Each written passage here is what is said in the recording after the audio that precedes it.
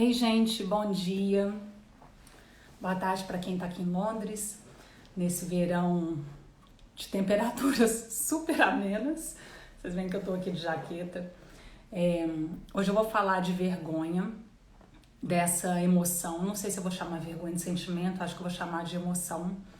E eu não tô falando da vergonha que tá ligada à timidez, não. Quando a gente às vezes fica com vergonha de fazer algo, tímida. Eu tô falando da vergonha, dessa emoção que pode surgir quando a gente faz ou fala algo diante também de alguma coisa que acontece, de repente conectada à nossa reação, e que depois a gente se sente mal por isso e começa a vir aquela sensação de vergonha, de menos-valia, de que a gente é uma pessoa pior do que acreditava ser, e esse tanto de histórias que a gente conta a respeito de si mesmo, si mesma, e que nos minam um pouco a autoestima. Por que eu resolvi fazer isso? Eu já li muito em CNV, o Marshall Rosenberg falando da vergonha como uma ferramenta da cultura da violência. Li a Brené Brown também falando da vergonha no livro dela, O Poder de Ser Imperfeito, e ela fala, né, da diferença de vergonha com culpa e de como que essa vergonha nos paralisa. E aí eu estava muito focada na teoria. Tinha muito tempo que eu não passava por uma situação que me trouxesse para esse lugar de sentir vergonha de mim, do que eu fiz, do que eu falei. E aí eu tive a oportunidade, eu vou chamar de oportunidade, de viver isso na prática. E foi assim, foi muito difícil passar por esse processo, porque eu senti muita vergonha. Mas foi muito maravilhoso, assim, ter vivido esse processo de forma consciente, porque eu pude me afastar um pouco e pude observar o que acontecia comigo enquanto eu sentia essa vergonha por uma reação que eu tive. Aconteceu um episódio, eu reagi de uma forma que eu não considero uma forma alinhada com os valores que eu acredito, teve algumas consequências, e aí depois que passou aquele tumulto todo, eu me senti muito envergonhada pela forma como eu agi, como eu me comportei.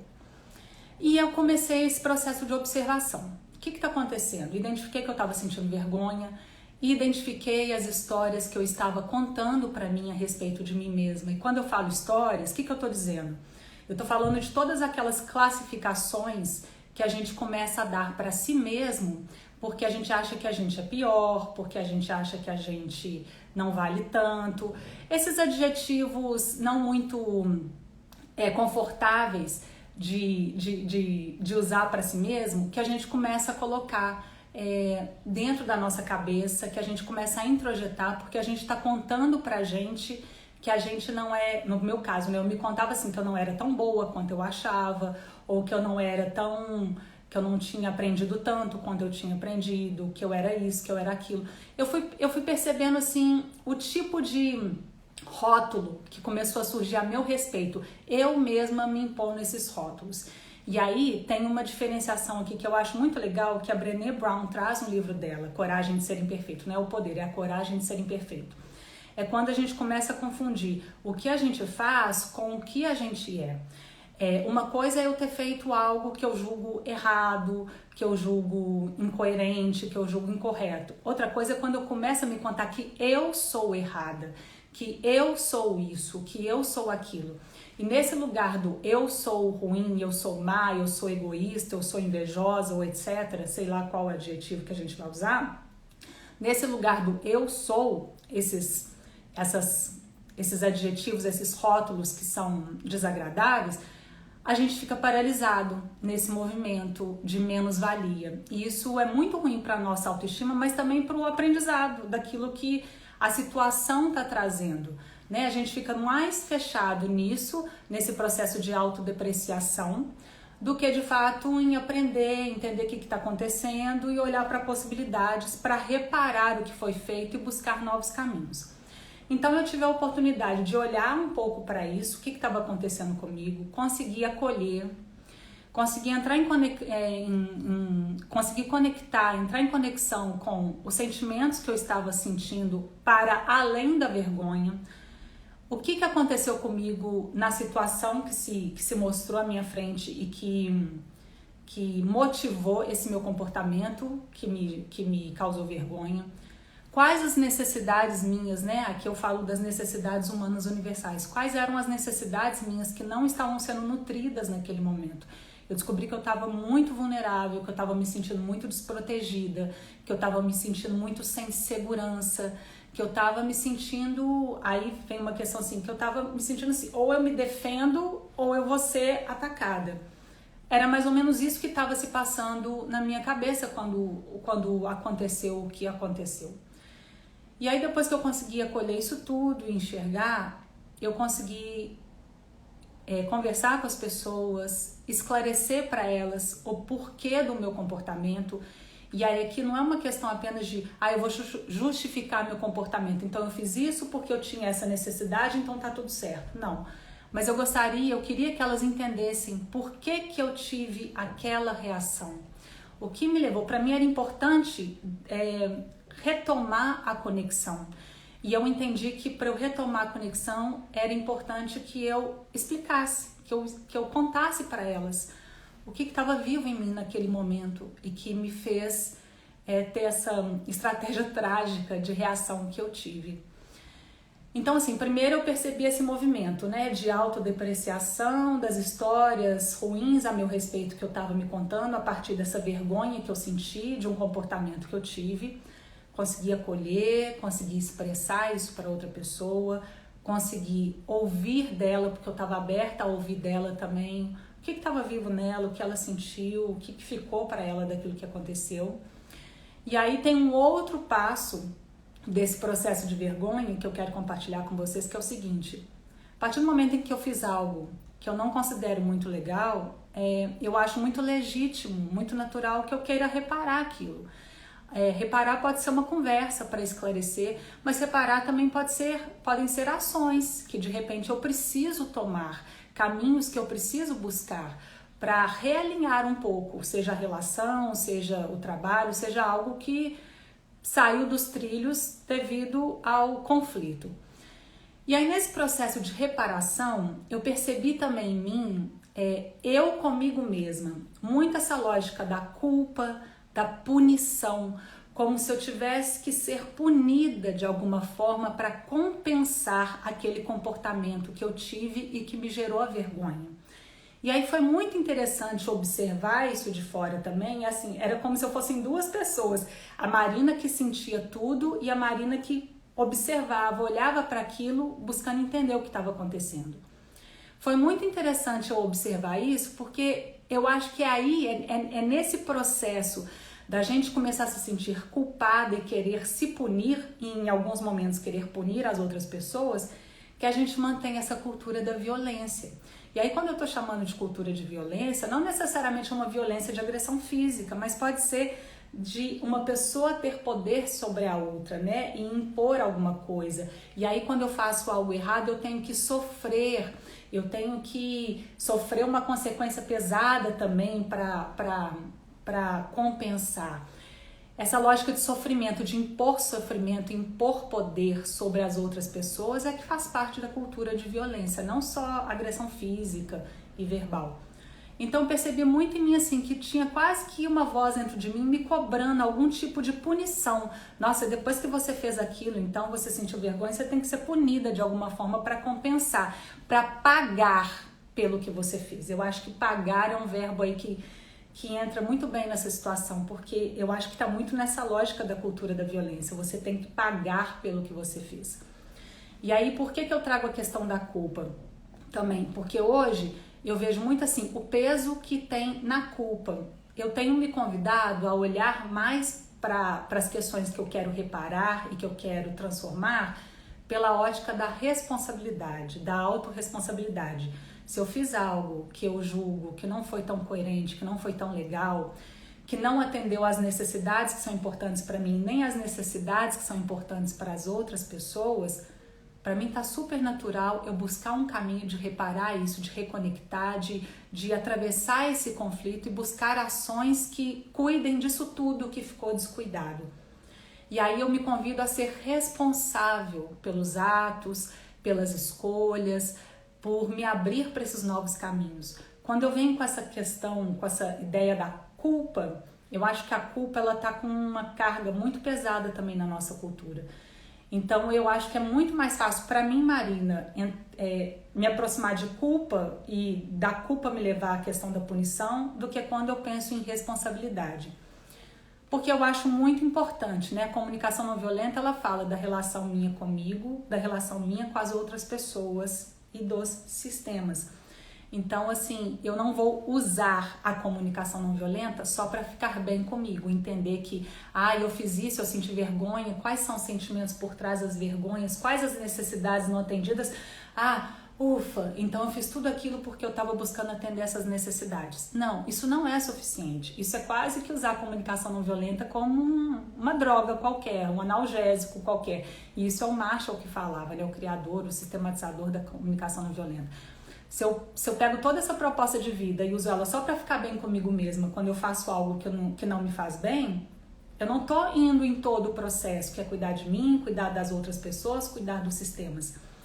Então eu tenho que olhar para essas relações. E nessas relações com as outras pessoas, é importante sim que a gente repare, que a gente busque outros caminhos depois de um conflito para cuidar das minhas e das necessidades das outras pessoas que não foram atendidas quando eu me comportei da forma como eu me comportei e que gerou para mim a vergonha, sabe? Então, assim, é tentar afastar um pouco dessa lógica de punição, de cultura da violência, de culpa, nos convidando a olhar para a responsabilidade e para a nossa contribuição, né? No atravessar do conflito e em buscar soluções que são boas para as outras pessoas também.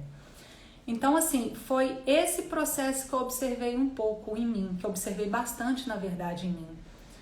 E foi muito interessante, porque aí eu me lembro também de uma outra frase do Marshall, em um livro que eu li dele, que ele falava assim, que era importante a gente aprender com as nossas limitações sem nos odiarmos por ter essas limitações. E eu acho que quando a gente está nessa emoção da vergonha, presa ou preso a essa emoção da vergonha, de uma certa forma a gente está se odiando um pouco, porque a gente está contando para a gente mesma ou para a gente mesmo que talvez a gente não tenha tanto valor, que talvez a gente não seja digno ou digna de amor. E aí, voltando para a questão lá da infância e dessa cultura de punição que a gente perpetua sem perceber, desde as crianças até a vida adulta, está muito ligado a esse sistema de punição e recompensa, né? Então, assim, se a criança faz algo que está coerente com o que os adultos querem, ela é recompensada, ela recebe amor, ela recebe carinho, ela recebe atenção, ela recebe sorrisos, abraços e tudo de mais legal. Agora, se ela começa a se comportar de forma que não é o que os adultos esperam que ela faça, que eles querem que ela faça, ela começa a receber menos atenção, menos respeito, menos acolhimento, menos carinho, menos amor. E aí, trazendo para a vida adulta, eu acho que quando a gente está nesse processo, quando a gente está nesse sentimento dessa vergonha que eu estou trazendo, de uma certa forma a gente está contando para a gente que talvez a gente não seja digna ou digno de amor e do respeito e da compaixão. E não só das outras pessoas em direção a nós, mas nós mesmos, né? Assim, da autocompaixão, do autoamor, da autoempatia. E aí, o que tem me apoiado muito nisso, né? Contei para vocês um pouco de como foi observar esse processo. O que tem me apoiado muito no momento em que eu sinto vergonha de mim mesma, eu poder ter esse posicionamento de observadora do que acontecia em mim, atravessar isso tudo, passar por isso e poder depois olhar com mais clareza para as minhas possibilidades, reconectar e buscar caminhos que vão cuidar de mim, cuidar das outras pessoas. No meu caso, é a meditação. E eu tenho investido muito na meditação de atenção plena, que ganhou o nome de Mindfulness, porque ela é uma meditação que ela me traz muito pro presente, pro agora.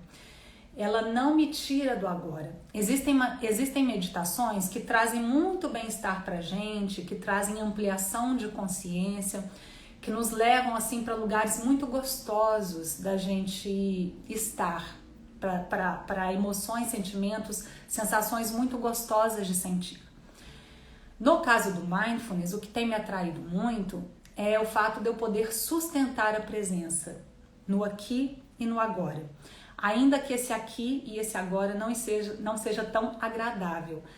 Mas é na sustentação dessa presença que eu consigo atravessar esse momento de vergonha que eu tive, observar isso tudo, sem reagir a isso, além do que eu já tinha reagido à situação, né, que ocasionou, que manifestou essa vergonha. E aí, ao conseguir, estando presente, eu consigo passar por isso para ter mais clareza. Me ajuda muito a sustentar isso, esse olhar do observador a respeito de mim mesma. Então, assim, caso a meditação ou essa sustentação da presença seja uma novidade para você, o que eu posso sugerir aqui, que eu acho que é uma coisa simples de ser feita e muito possível, é respirar fundo. Na hora que a gente tem aquele impulso de reagir, um impulso de fazer mais coisas, respirar fundo, parar um pouco. Por mais que seja tentador continuar no movimento, porque a gente acha que parar para respirar pode ser não estar em movimento, pode ser desperdício de tempo, é parar, respirar fundo, quantas vezes forem necessárias. Para o cérebro poder receber oxigênio e para a gente poder também perceber até a nossa respiração. É muito comum quando a gente está assim estressado, vivendo emoções assim muito abruptas, a nossa respiração nem completa é. Então você pode perceber que você começa a respirar, de repente apenas o seu abdômen que expande e encolhe, ou a respiração está presa aqui, ó, na parte de cima, no seu pulmão. Ela não está indo do abdômen para o pulmão, ela não está completa. E aí eu recomendo isso, parar para respirar e ir observando a respiração e tentando trazer a respiração para essa respiração completa, que começa a encher o abdômen, expande as costelas, expande o pulmão e esvaziar também nesse mesmo processo, esvazia pulmão, costela, abdômen, porque aí quando a gente faz esse movimento de respiração, a gente consegue sair um pouco desse ciclo louco em que a gente está automatizado a punir, a se culpar, a ter que fazer coisas ainda mais desastradas ou ineficazes, para poder perceber o que está acontecendo dentro de mim e fazer esse caminho da observação, que vai me preparar também para reconexão comigo, a reconexão com as outras pessoas que estão envolvidas na situação e na clareza de buscar outros caminhos, outras soluções, porque também é importante que esse movimento ele vá para frente, né? De eu entender o que acontece comigo, de eu comunicar com o outro e buscar os caminhos e caminhar nesses novos caminhos. É importante que eu saia desse ciclo que me mantém presa às mesmas ações e reações. É importante que eu vá indo para frente ou para o alto, para um lado, para o outro, não sei como dizer isso. Mas é importante que eu caminhe, que eu vá atravessando esses padrões, né? Senão eu continuo tendo as mesmas reações, ainda que como observadora de mim em alguns momentos, mas eu não saio, eu continuo paralisada nesses ciclos. Espero que tenha contribuído para vocês. E aí a sugestão que eu faço é, sentiu em algum momento esse processo de vergonha de algo que fez, falou, de como reagiu a uma situação, pare e respira para se observar, porque a cultura da violência ela está muito introjetada na gente.